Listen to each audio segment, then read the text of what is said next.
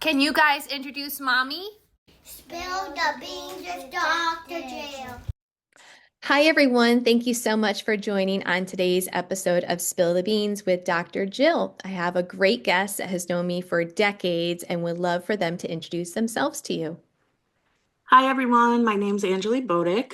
And as Jill said, I've known her for many years, and I currently am in the higher education field, and I support professional and graduate students through Global Health Research Fellowship programming, and kind of at the cornerstone of public health, academic affairs, and student affairs. It's a very interesting position that you have. We say we wear lots of hats, but you do have a background in public health.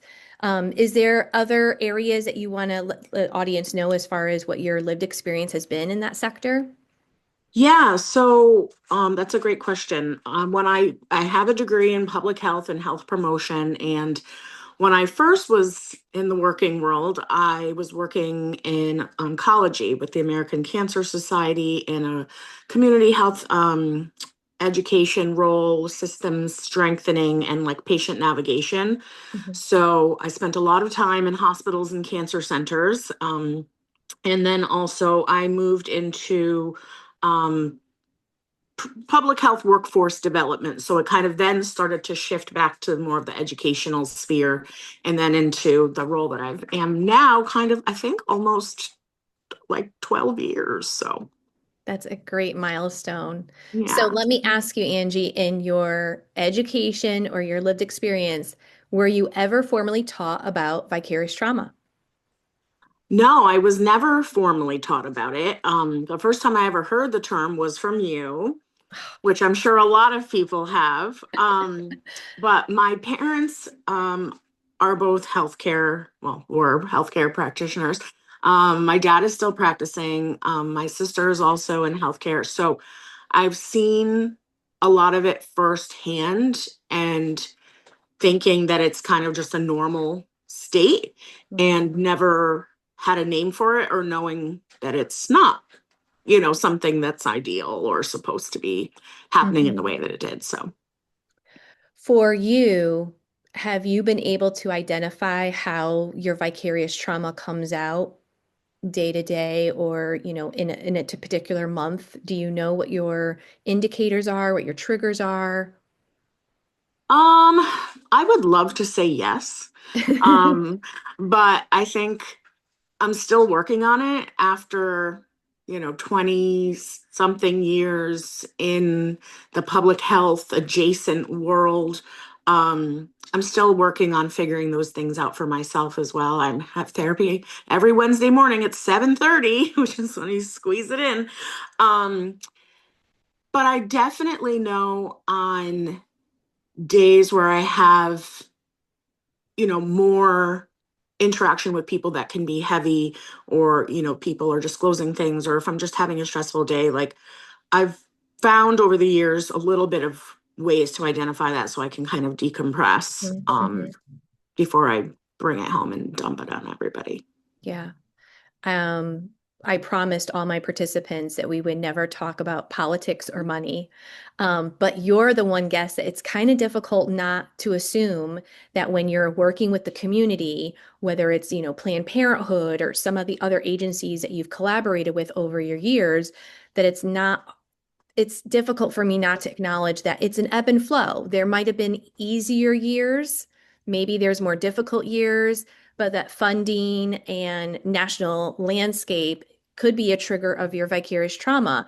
Is it fair for me to say that maybe you don't watch the news?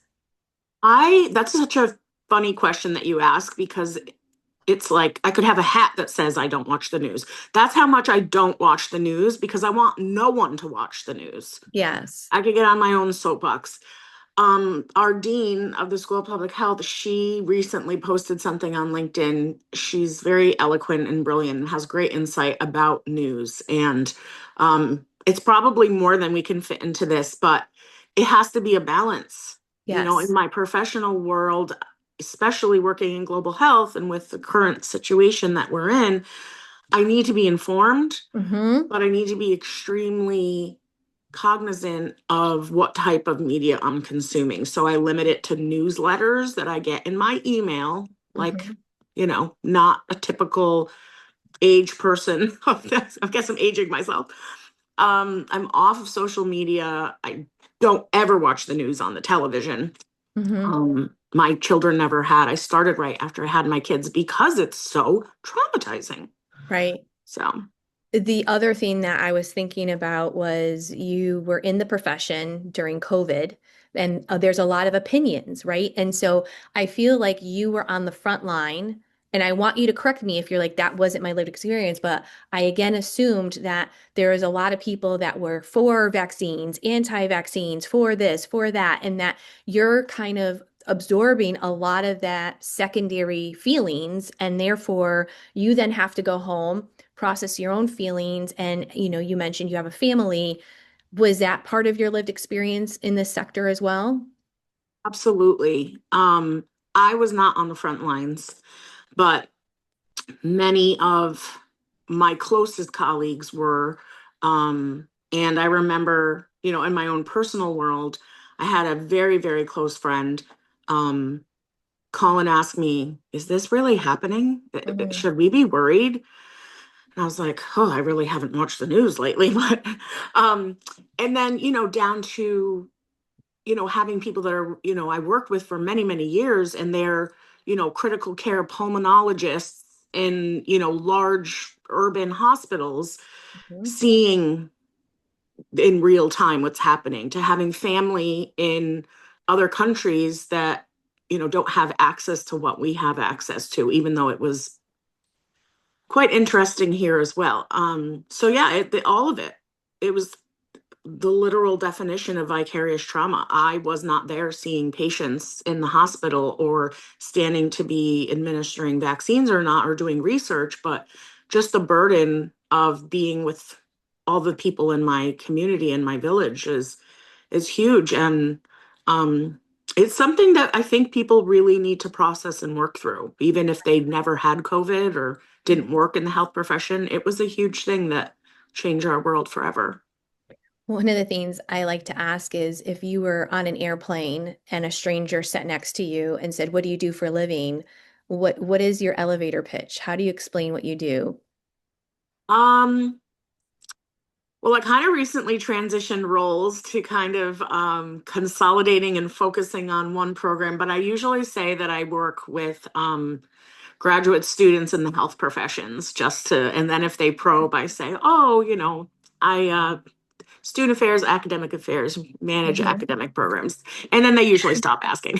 I met with a medical doctor who said that they purposely do not tell strangers that they're in the medical profession because the whole plane ride will then become, "Oh, well, what do you think about this? And what can you look at this for me?" And that there have to create boundaries. So it Yeah, wouldn't surprise me if you kind of scale back a lot of your expertise because sometimes it can open the door for undue vicarious trauma. yeah, It's very surprising to me how fluid strangers are with individuals when they find out what they do for a living and say, "Oh, well, can I just ask you this?" And it's like, "Well, actually, no, I'm not on the clock right now." yeah. So I think that that's a good protective factor. But what are some things that you do, either organically or purposely? You mentioned self-care for your mental health. Are there other strategies that you've developed along the way that you have found would be helpful for your vicarious trauma? Um, I think, one of them is finding like true empathy and um being really open-minded to see that everyone is coming from somewhere and everyone's carrying something. And in certain circles of my life, like to go back onto the vaccines, just as an example, it's a really hot topic. I mean, it really, divides people everywhere. But I have to come from a place of, regardless if I think every decision you make is wrong, that's not for me to judge you. You're making those decisions with the best of your ability. And I can't judge your ability either. They're your decisions. So even in a public health profession, it's so hard to have to admit that. It's like, people don't, it's like, people don't want to hear that you're not rah, rah, rah all the time for everyone's health decisions, but that's not my decision to make for people. So it helps me to lessen my load for when someone asks me, should I vaccinate my kids? What do you think? What do you do? And I have to kind of be careful not to say, oh, I don't really care what you do, because that doesn't sound empathetic. But at the same time, I don't. It's up to you. It's not going to impact my value of you as a person, because we all come with our own things. And I'm giving you the grace to be the person you need to be. So that allows me to let go of some of it. And I don't need to be your expert. I don't need to be your judgment. We can just be humans together. Something I learned from a colleague, the term shared humanity. Mhm. And it's just a beautiful term. And we really are all human, and we forget that sometimes. So that's what helps me, is just to remember we're all people.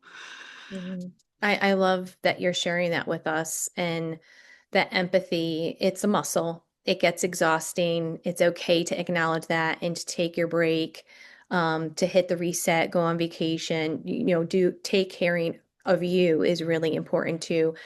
Um, I end all of the podcasts with the same question of, if you had one wisdom, one mantra, one quote to leave us with to spill the beans in your profession, what would that be? Go outside. Oh, I love that. Yeah, going outside is the cure. The more we're outside, the more we care about the outside, and the more we care about the outside, the better we can make the world. And there's so many benefits that people don't know about literally just being outside. So ideally, before noon, circadian rhythm, my friends. Thank you so much for joining us today, Angie, and for you Thank you. watching this episode. I hope that you have time to get outside today. Thank you so much. Take care. Thanks, Jill. Well, thank you so much for watching today's episode with Angie, talking about her career in health promotion and public health and what she has seen in the profession, and giving us some information to learn more about our vicarious trauma, normalize your experience, and give us some tools. So I loved her idea for us to engage with the outdoors more. I think that living in New England, for me, I have always really enjoyed the seasons, but I have had colleagues or supervisors that haven't really embraced the going outside. And there are some perceptions, I believe, about faculty, staff, students, colleagues, professionals who go outdoors for breaks. There is a bit of shade. I don't really know an eloquent way to describe that, but there is some shade of people who go outside for fresh air and the assumption that they're not working as hard as other people. And I would love for us to give each other some grace and understand that that might be the reset that they need to do in order to be productive moving forward. So that's my 2 cents with that. The other thing that she shared with us was this idea of shared humanity. And Angie acknowledged that it wasn't her phrase, but that it has resonated with her from a colleague. And I would love for us to kind of unpack that a little bit. Shared humanity, what does that mean for you? I definitely think that that's the idea, that you can have compassion for someone without having the same response, and that other individuals might be able to vocalize their grace, their empathy, their compassion differently than you. And that doesn't mean that you're not empathetic and giving grace and having compassion. Colleagues, peers, we're all going to resonate differently within this profession. And specifically, we're talking about like the healthcare profession, and other helping professions. But I will say that what's really important about this idea of shared humanity is that it's shared. And I remember just the other day talking with my daughter about the idea of sharing. And I never say to her that you should share all that you have. The idea is that you can look at what you have and decipher, can I share any of this? And I think that that's really important because, if you have one piece of bread and you haven't eaten in 2 weeks, I don't know that you can share that bread, or that you should share that bread. But if you have two pieces of bread and you just ate, then that's a very different situation. So I encourage us to look at ourselves before we take care of others. And I know that that's so hard to do, but I want you to keep in mind that the more that you give, the more that is no longer in your cup. And the problem is that we give a lot to the next student, the next client, the next patient before we can refuel.